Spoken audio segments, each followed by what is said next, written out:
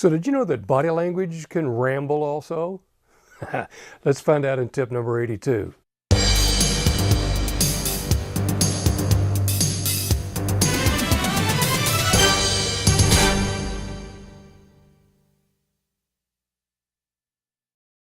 Welcome back to 101 Interviewing Tips for Interviewers and Interrogators.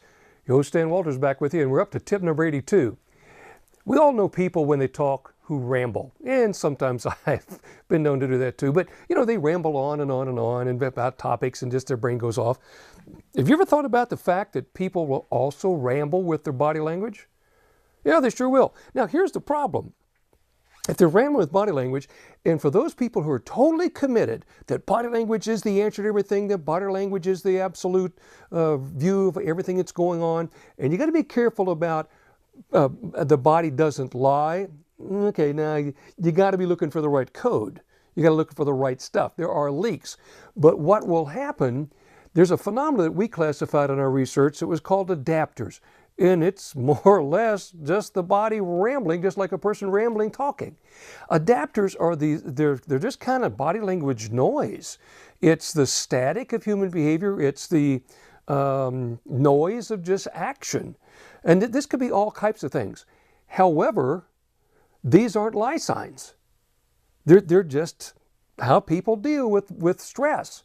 Now, rambling could be the fidgeting with the clothes or twirling in the fingers, zipping jackets, buttoning shirts, playing with the socks, brushing hair length, fiber, squirming in the chair, crossing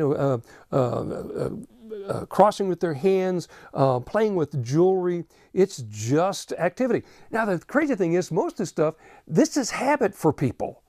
Yeah, some people got more than others.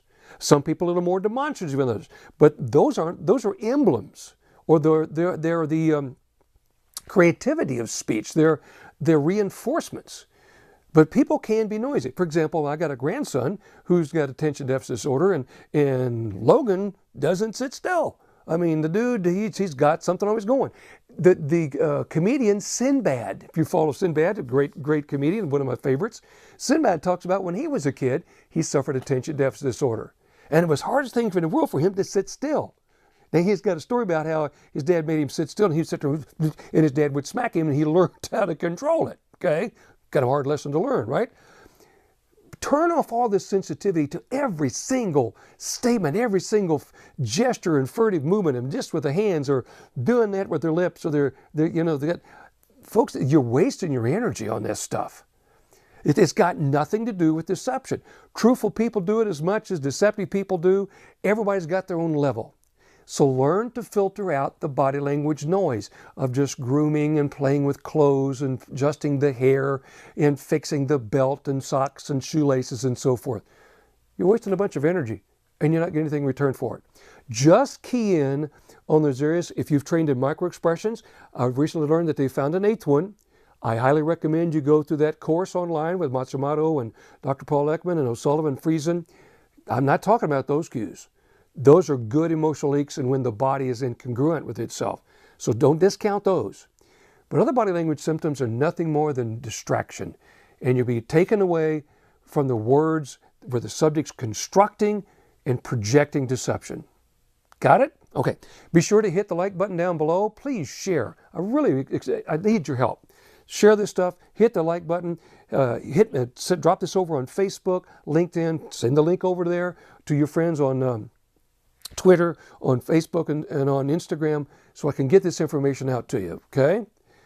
Now, if you need some assistance with very innovative training, I've got the source for you. I've been spending 30 plus years, more than 3 decades doing this, 1,300 videotaped interviews of inmates, and let's talk about how we can form and custom size a program just for your people. So reach out to me and let's see what we can do to help you out. So until you see you again for tip number, I believe it's 83, this is Stan Walters reminding you, hey, please be safe.